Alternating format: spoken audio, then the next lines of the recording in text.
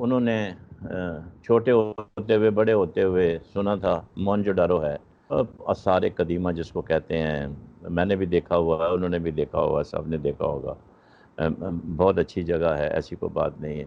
تو ان کا یہ کہنا تھا کہ اب ایک موہنجو ڈورو کے بجائے پتہ نہیں کتنے موہنجو ڈورو بن گئے ہیں۔ جی آپ کیا کہنا چاہتے تھے؟ میں یہ کہہ رہا تھا کہ پہلے سندھ میں ایک موہنجو داڑو ہوا کرتا تھا جس کو آپ آثار قدیمہ یا عبرت کا نشان کہا کرتے تھے۔ آج جو ہے پورا سندھ کے اندر ہر یہ ضلع عبرت کا نشان تو نہیں کہنا چاہیے، آثار قدیمہ تو عبرت کا نشان نہیں، وہ تو آپ کی ہیریٹیج ہوتی ہے، وہ بھی وہ جو تو ہے آپ کا ایک بڑا قدرتی قیمتی آفات کی وجہ اثاثہ سے، ہوتا ہے جناب۔ قدرتی ہاں آفات کی وجہ سے تباہ ہوا تھا نا، تو اس لیے ہم اس کو کہیں گے کہ آفت جی جی زدہ تھا۔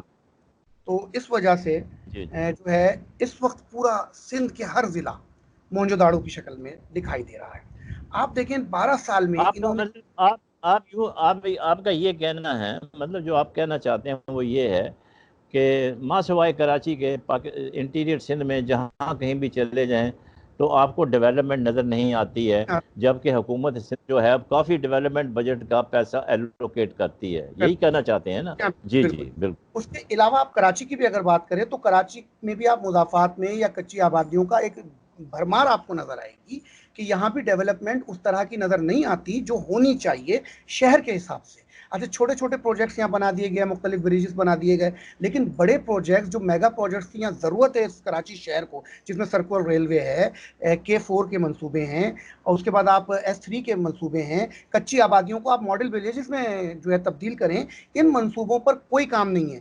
ہیلتھ کے شعبے میں بھی اگر آپ چلے جائیں تو انہوں نے چلے انڈس کو گرانٹ دی، وہ سمجھ آ رہی ہے کہ انڈس کو انہوں نے گرانٹ دے دی، وہ ایک فری کاسٹ بھی لوگوں کی جو ہے خدمت کرتا ہے، لیکن آغا خان کو گرانٹ دینا یہ سمجھ سے بالاتر ہے۔ اس کے اوپر باقاعدہ ان کو سوچنا چاہیے اور اس گرانٹ کو واپس لے کر کہ اس اپنے سرکاری ہاسپٹلس میں لگائیں جہاں پہ صرف غریب عوام جاتی ہے، کیونکہ یہ منسٹرز وغیرہ MPs MNAs جو ان کے اپنے بیٹھے ہوئے، یہ تو جا کر کے پرائیویٹ ہاسپٹلس کے اندر اپنا علاج کرواتے ہیں یا ملک سے باہر چلے جاتے ہیں۔ تو غریب عوام کی جو دسترس میں جو وسائل ہیں اور جس میں وہ اپنے آپ کو جا کے اپنا علاج کر سکتے ہیں صحت کے وہاں پر یہ پیسہ کم از کم لگا دیا جائے۔ یہ ہمارے ٹیکس کا پیسہ ہے اور وہ پیسہ واپس لے کر سرکاری اسپتالوں کو دینا چاہیے جہاں پہ ایک عام آدمی اپنا علاج کرواتا ہے۔ جو MPs MNAs منسٹرز ہیں یہ تو اپنا علاج یا تو پرائیویٹ ہاسپٹلس میں کراتے ہیں یا یہ ملک سے باہر چلے جاتے ہیں۔ تو لہٰذا غریب عوام جہاں سے اپنی داد رسی حاصل کر سکتی ہے ان اداروں کو کم از کم مستحکم کیا جائے اور ہیلتھ کے منصوبوں کو بھی ایک پریورٹی کے اوپر لایا جائے۔ کورونا کی صورتحال میں جب پہلے لاک ڈاؤن لگایا گیا تو ریلیف کے نام کے اوپر اس حکومت نے کیا کچھ نہیں کیا اس غریب عوام کے ساتھ۔ کسی کو راشن، یعنی جن کی ان کے پاس لسٹیں موجود تھیں ان سے بھی جب پوچھا گیا تو انہوں نے کہا جی ہمیں راشن نہیں ملا، یعنی جن کو انہوں نے دیا انہیں بھی نہیں پتا تھا کہ ہمیں راشن ملا ہے۔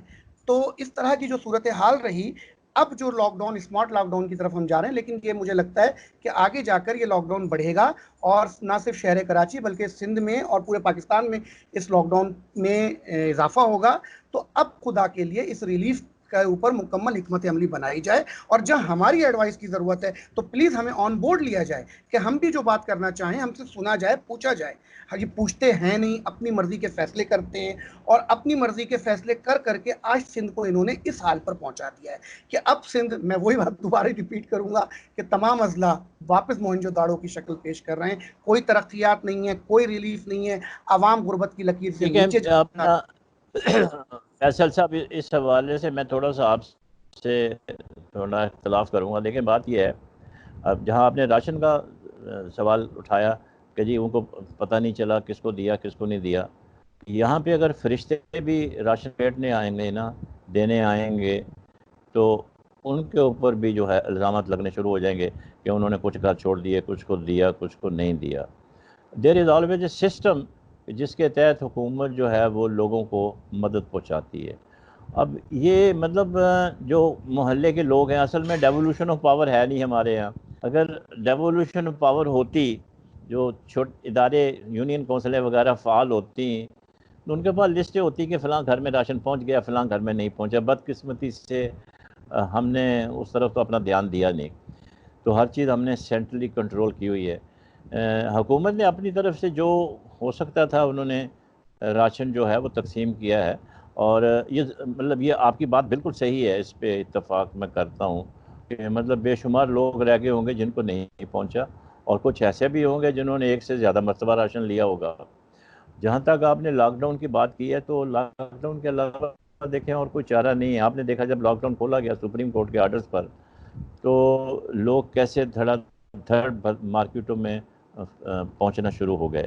اور اب ایک وقت تھا کہ جب کہ پورے پاکستان میں کرونا کے مریضوں کی تعداد جو تھی وہ 50-52 ہزار تھی, تو آج سندھ کی جو تعداد ہے وہ 65,101 ہے. تو اگر وہ مراد علی شاہ صاحب اگر شور مچاتے ہیں, یہ بات کرتے ہیں کہ بھائی یہ ذرا تھوڑا فگر بڑھ رہی ہے, الارمنگ ہے اور سختی کی جائے گی, اس میں سب سے اہم بات جو ہے وہ یہ ہے cooperation from the public. That is very important.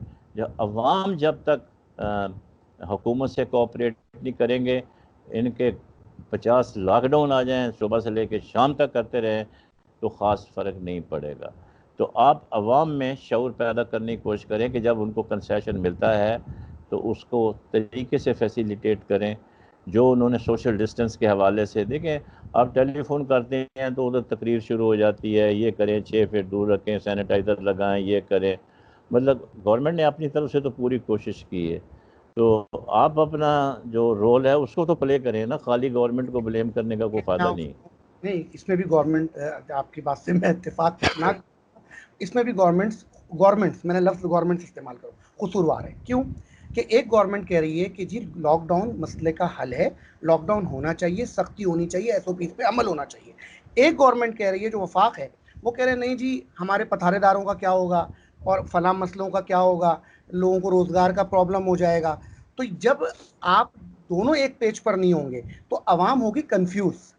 عوام کو کنفیوز بھی حکومتیں کر رہی ہیں. اگر عوام کی کنفیوژن حکومتیں ایک پیج پر آ کر ایک ساتھ بیٹھ کر, جیسے آپ نے کہا کہ پرائم منسٹر آئے تو ان کو ریسیو کرنے تک چیف منسٹر نہیں گئے, تو یہ وہ المیاں ہیں جو اس ملک کی عوام کو بھگتنا پڑ رہا ہے. عوام دیکھ رہی ہے اپنے حکمرانوں کی طرف, تبدیلی کا نعرہ لگانے والے, یوتھ کو لے کر ساتھ چلنے والے, انہوں نے ایک طرف کہہ دیا ہے کہ اس کی یوتھ پوری سوشل میڈیا کے اوپر لگی ہوئی ہے کہ نہیں جی لاک ڈاؤن نہیں ہو سکتا, اور ادھر ان کے لوگ لگے ہوئے ہیں کہ لاک ڈاؤن ضروری ہے. تو پھر یہ 12 سال میں ان کے جو معاملات ہیں اس سے عوام کا اعتماد ان کے اوپر سے ختم ہوا ہے. تو یہ سوچتے ہیں شاید یہ پھر پیسے کے پیچھے بھاگ رہے ہیں یا کوئی اور معاملات ہیں. تو عوام میں جو کنفیوژن ہے وہ ایس او پیز کو سبوتاژ کر رہی ہے, وہ اس کی وجہ سے ایس او پیز پر عمل درآمد نہیں ہو پا رہا ہے. تو وہ اس وقت حکومت کو ایک پیج پر دونوں حکومتوں کو آنا ہوگا اور عوام کو باقاعدہ گائیڈ لائن دینی ہوگی. ہم بھی مسلسل عوام کو سمجھا رہے ہیں کہ بھائی کورونا ایک یہ وبا ہے. کافی پاکستان میں کافی عرصے سے ایک پیج 1 پیج کا بڑا وہ چرچا رہا ہے اور ابھی بھی ہے, آپ بھی اس کا ذکر کر رہے ہیں. یہ پتہ نہیں یہ 1 پیج جو ہے یہ کہاں گم گیا ہے.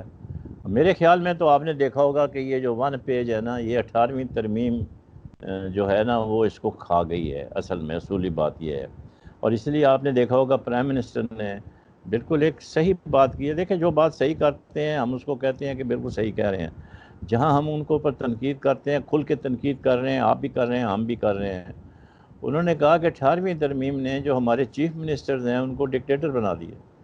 اور اس میں میرا خیال ہے کہ یہ ایک آنیسٹ فیکٹ ہے, ایک آنیسٹ فیکٹ ہے جو انہوں نے سٹیٹ کیا ہے. تو آپ نہیں سمجھتے کہ جو روٹ کاز ہے وہ 18ویں ترمیم ہے؟ تو یہ کوئی آسمانی صحیفہ تو نہیں ہے, قرآن شریف کی آیت تو نہیں ہے نا کہ ادھر ادھر آپ اس کو کر سکتے ہیں, ایسا تو ہو ہی نہیں سکتا. ٹھیک ہے کہ نہیں ہے؟ تو یہ ایک مین میڈ ڈاکومنٹ ہے. تو مین میڈ ڈاکومنٹ جو ہے تو اس میں کبھی بھی تبدیلی ہو سکتی ہے. تو آپ کی پارٹی جو ہے وہ کبھی تو فیڈرل میں جو بیٹھے ہوئے ہیں کرتا دھرتا آپ کے, اور پنجاب میں جو بیٹھے ہوئے ہیں, کبھی بڑا غصے میں آتے ہیں, ہم یوں کر دیں گے, یہ کر دیں گے, پھر شام کو کوئی جاتا ہے ان کو منانے کے لیے, پھر وہی واپس آ جاتے ہیں. تو یہ جو مطلب سیاست ہے نا, یہ اس طرح سے بات نہیں بنے گی, اس طرح سے معاملات نہیں چل سکتے, ملک اس طرح سے نہیں چل سکتے. You have to cooperate and be on 1 page, جس کا آپ نے ذکر کیا ہے. All provinces have to be on 1 page. اگر آپس میں 5 بھائی گھر میں اکٹھے نہیں رہ سکتے تو آپ دنیا کو کیا منہ دکھاؤ گے, کیسے لڑائی لڑو گے, کیا کرو گے؟ مطلب یہ ہے کہ یہ چیزیں جو ہیں ساری سوچنے کی ہیں, اور یہ لیڈرشپ کا کام ہے.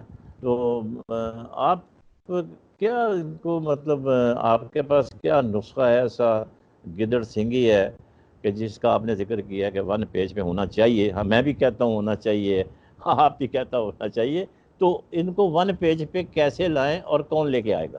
دیکھیے بات یہ کہ 18ویں ترمیم کے حوالے سے آپ نے جو بات کہی بٹ صاحب، یہ بالکل ایک فیکٹ ہے کہ یہ واقعی کوئی صحیفہ نہیں ہے آسمانی کی جس میں ترمیم نہیں ہو سکتی، لیکن ترمیم کے لیے ایک وفاقی حکومت کے پاس ایک میجورٹی کا ہونا بہت ضروری ہے کہ وہ اس میں ترمیم کرے یا اس کو ختم کرے جو وہ کرنا چاہے، لیکن اس کے لیے وہ میجورٹی رکھے، لیکن لیکن جب تک وہ ترمیم پرابلم یہ ہے جناب، بات یہ ہے وہ اب تو میجورٹی جو ہے وہ گرتی جا رہی ہے، 4 جی ووٹ جی نکل گئے ہیں اینگل نا، صاحب اب چلے 180 رہ گئے، جی جی، تو اب ہاں میں اس میں کہہ رہا ہوں کہ جب تک وہ ترمیم موجود ہے، آئین کا وہ حصہ ہے، تو ہمیں اس آئین کے احترام کو لے کر چلنا ہوگا، اس آئین کو ماننا ہوگا۔